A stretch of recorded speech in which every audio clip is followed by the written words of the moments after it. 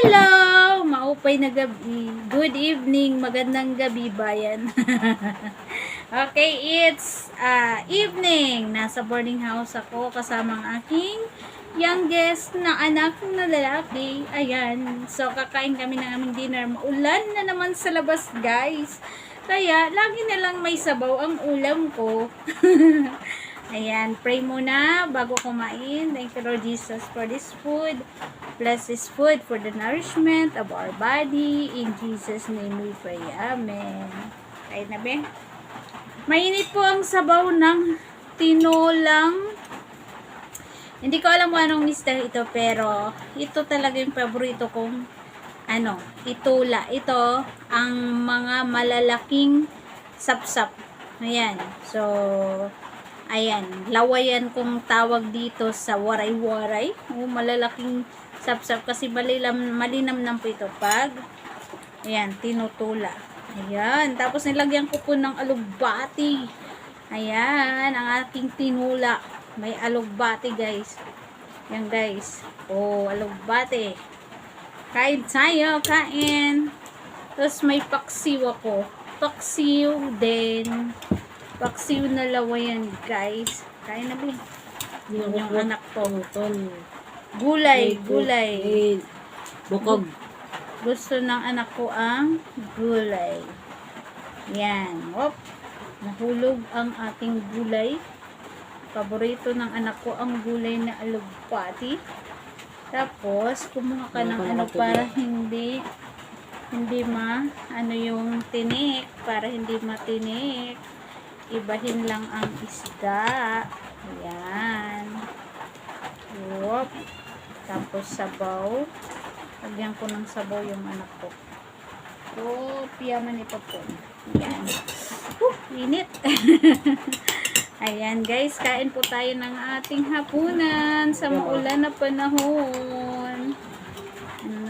Tikman natin yung timpla. Ayos. Meron ko ng mga kamatis. Maraming kamatis para maasim-asim ang ating tinulang isda. Guys, kamay lang para ayos. Kain tayo. Kain tayo, mga guys. Kain po. Sarap ng isdang tinola, guys. Presko po lagi ang nabibili kong isda. Pag sariwa ang isda, pag presko, masarap yung sabaw, tapos matamis yung laman ng isda. Malinamnam. Yan. Yan o. Ayos.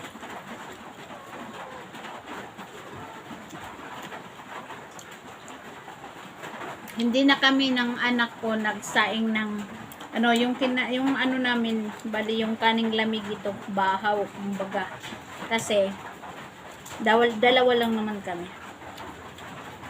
Yung ko, eldest na anak na sumama sa camp ng mga youth, may youth camp. Tapos ayan, yung kasama ko ngayon yung youngest ko na si Papa naman, nag-aayos kasi kami ng ng church namin. May pinapayos kami doon sa malapit sa bahay namin. Yung church building. Kaya ako lang, yung anak ko yung nasa boarding house. Ang mga boarders din, marami sa kabila.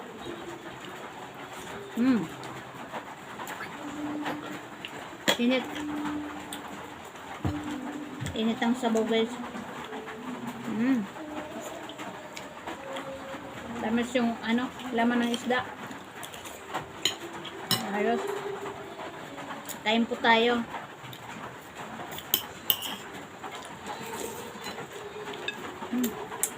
Ito yung maganda pag malapit sa dagat. Malapit kita tayo sa fish port, kung saan diyan inaano yung mga isda galing sa mga fishing boat.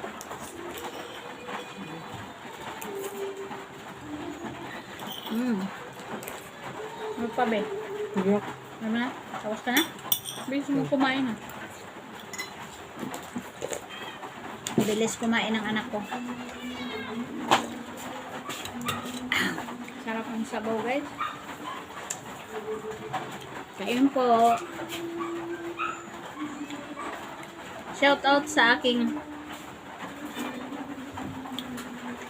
mga star senders kay May Parante at Ma'am Annalyn Labrador Smith at Jennifer Gregorio Di Maangay, Lynn Labrador and Jane Parante.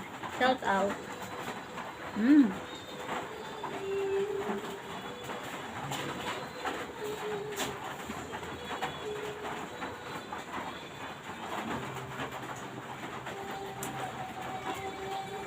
Ito yung alugbati.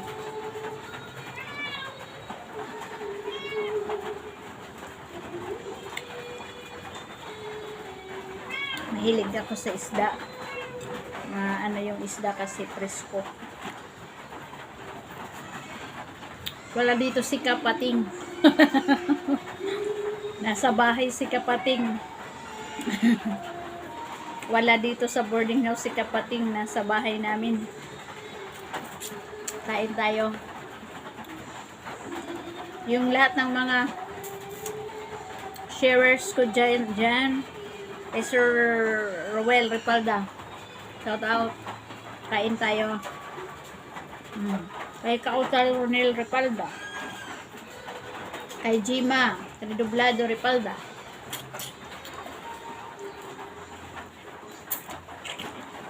Okay. Ate Maritis Ripalda. Shout out ko. Kain po tayo ng ating hapunan sa maulan na panahon.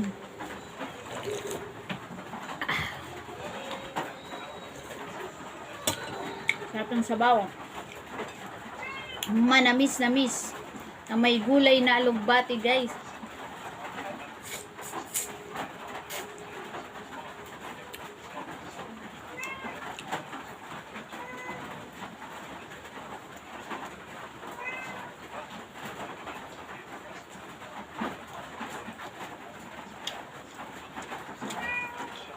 Shout out kay Kenneth Icaldri Natividad,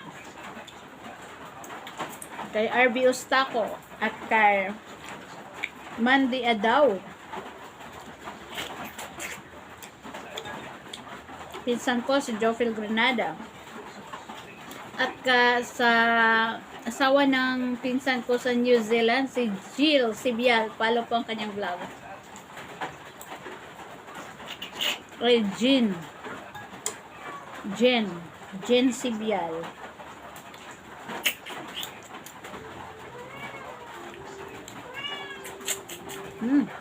Sarap. Pag ganitong uri ng isda, ingat lang po tayo sa tinik kasi matutulis talaga ang kanyang tinik, guys. Pero sarap yung kanyang laman. Ito yung masarap na tinula. Masarap talaga siya sa tinula at paksiw. Malalaking sap-sap na laway o lawayan na malalaki. Ito yung gusto kong itula lagi.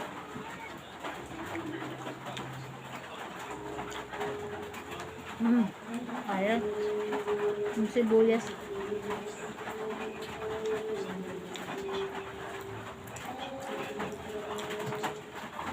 Shout out kay Marian Dipas. Marian Daganyo Dipas. Doon ko binili ang isda, guys, kasi yung mga isda niya presko. Nagba-vlog din siya, guys. Marian Daganyo Dipas. Follow din ko ang kanyang vlog. Ayan.